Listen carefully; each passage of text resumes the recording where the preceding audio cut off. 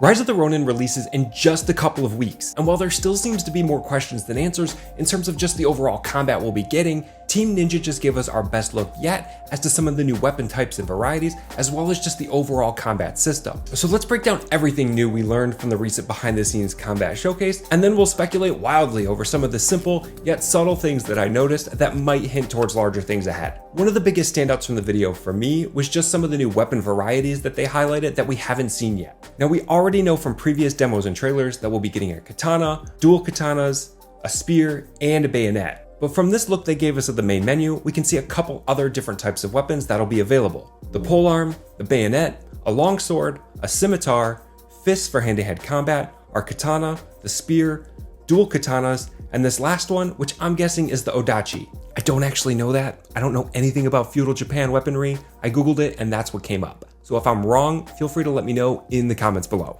And a second later, they show the same menu, but from this view, we can see a new weapon was added, which looks to be a saber. A recent PlayStation Japan blog post recently revealed that there were 9 weapon types, the 8 that we mentioned here, and a 9th we haven't seen yet, which is the naginata. If anyone reads Japanese and wants to check that out, I'll link it in the description below. And we also already know from previous videos that we'll have access to a flamethrower, which we'll be able to pick up from an inventor that we'll meet at some point in the game, and of course the flaming katana, which is just always a badass option. So in terms of close combat weapons, it seems like there's a pretty decent variety that we'll get to choose from. Now from the video, we also got a decent look at some new guns and long range weapons. Of course, we've already seen the handgun revolver and the rifle with the bayonet, but it looks like we'll also be getting more of a shotgun style weapon that has more of a spread that can hit multiple enemies within a close range. And now I'm not sure if this one here is something different, or maybe this is just a different ammo type for the same weapon, but it looks like it has more of a spread out explosive shotgun blast. And if I had to guess, this is probably something that we'll also be able to pick up from our inventor friend. We can also see here that we'll have access to a long range rifle that can be used to take out enemies from a distance, as well as a long range sharpshot bow.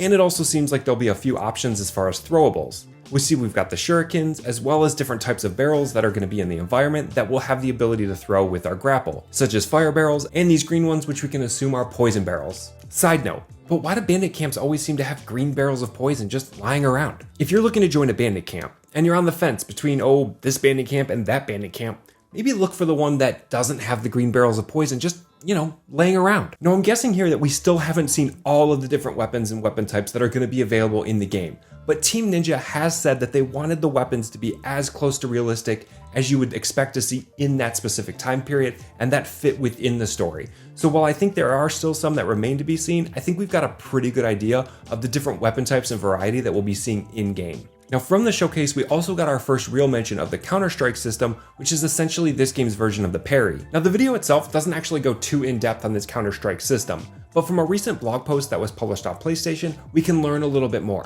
Effectively blocking or parrying an enemy's attack will lower their ki or their kai. I don't know how to pronounce it, but that basically seems to be Rise of the Ronin's version of stamina or posture. And when it's depleted, you'll be able to stun the enemy with your attacks to deal greater damage. The blog post also says that when facing formidable foes, which I'm assuming means boss battles, effectively parrying them with Counterspark action and utilizing martial skill can lower their maximum ki, or kai. Again, I have no idea how to pronounce it, making it easier to defeat them. On the flip side, once your ki or kai, can someone please just tell me how to pronounce it, is depleted, you'll be left more vulnerable to attack. So it does look like this is going to be an important mechanic for us to manage, not only to keep ourselves healthy, but also to take down some of the larger bosses. Personally, I love a good parry. It's one of my all-time favorite video game mechanics. There's just something so oddly satisfying about it. And I think if nothing else, Team Ninja knows, and they've proven before, that they know how to deliver a good parry. So I'm really interested to see how this all works within the flow of the combat system. Now, another thing they gave us in this showcase was a lot more information about this bonding system, which seems to be a pretty big focal point in the game.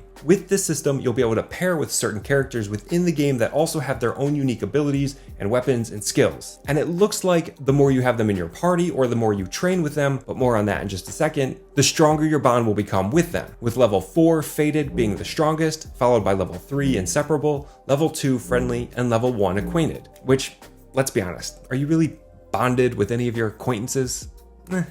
But with each new level, it looks like you'll also have access to new joint abilities, and it certainly seems like there's a decent amount of options here, so there should be a lot of flexibility with the type of moveset you'll get with the different members in your party. And at one point in the video, they do show a bond actually being made. It looks like we're in a cave and we're dueling it out with someone, and all of a sudden bandits come up behind us. We do this cool little swap move to kill the bandits. Then there's this whole, did we just become best friends moment, and we're bonded. Did we just become best friends? Yup! Do you want to go do karate in the garage? Yup! But based on everything we've heard so far, I'm actually going to speculate that there's a little bit more to this scene that they didn't show us. I bet that once the bandits come out, we're given the choice to bond and become an ally and kill the bandits together, or we have the option to become more of a lone wolf, and that'll result in either that person being killed or just staying an enemy of ours. And then we'll miss out on having that bond. So I think there is going to be an element of choice, not only in the characters that we choose to be in our party, but even just overall which characters we bond with in the first place. Now you'll also be able to switch back and forth between characters in your party mid-battle, so you'll have access to their different weapons and abilities as well. I think I'm just a little skeptical overall on how this whole system is going to work. Even from this showcase, parts of this seemed a little clunky and still just not very refined. Now it is possible at this stage that maybe they're still just showing us some early game footage and this isn't necessarily indicative of the final product, but I would be pretty surprised if, we're a few weeks out, if this isn't really, what it's gonna look like on day one. So I don't know what to expect. Let me know in the comments what you guys think. Is this close to what we're actually going to see, or do you think maybe we'll be getting something a little bit more polished? Team Ninja is also really emphasizing this bonding system as something that's like very new and very unique, like unlike anything we've seen before. But we really have seen this type of system before. I mean, this has existed in previous Final Fantasy games. There was even something similar in Far Cry 5 and other games. So I'm really not sure if they mean that's unique just in the way that they've implemented it, or is there something really new that we just haven't seen yet? Again, this is just another thing we're gonna have to wait and see. Now, one other thing that really stood out to me from the showcase was this training area. We can see in the training area, we'll have the ability to test out different weapons like the dual katana or the spear and the longsword. But outside of it just being an area for us to practice our moves, I'm gonna speculate that training plays a pretty pivotal role in enhancing our combat abilities. We can see from this part in the trailer that it's telling us to train with Shinsaku to achieve a novice rating. And then we can see later on that Shinsaku is listed in our team of allies, as well as Ryoma, who's our bestie that we met in that cave where we killed those bandits together. So if there really is an element of choice in the bonding system and who becomes our ally and who dies or stays an enemy, this would also mean that we potentially miss out by leveling up certain skills or even gaining certain abilities by not making the right choice and not adding the right allies or creating the right bonds. Which is cool, right? I mean, I like that there's a system in the game where there's choices you can make, and those choices that you make affect the bonds and the friendships that you have, and then that ultimately affects kind of your weapons and skills and abilities. I think that does give it kind of that real life aspect, but I think I'm just overall curious to see how unique they make it, because they kind of have emphasized that this is something new that we haven't seen before, but we kind of have seen this before. So, what's their take on it that makes it so unique, I think is kind of what I'm most interested to see. All right, so tell me, what did you think about the new behind the scenes combat? Does this really have you hyped for release day, or are you still a little skeptical and you just need to see more? Be sure to let me know in the comments below. And as always, if you like this video, be sure to hit that like button and subscribe. I will have plenty more Rise of the Ronin content to come. Thanks for watching, and I'll see you on the next one.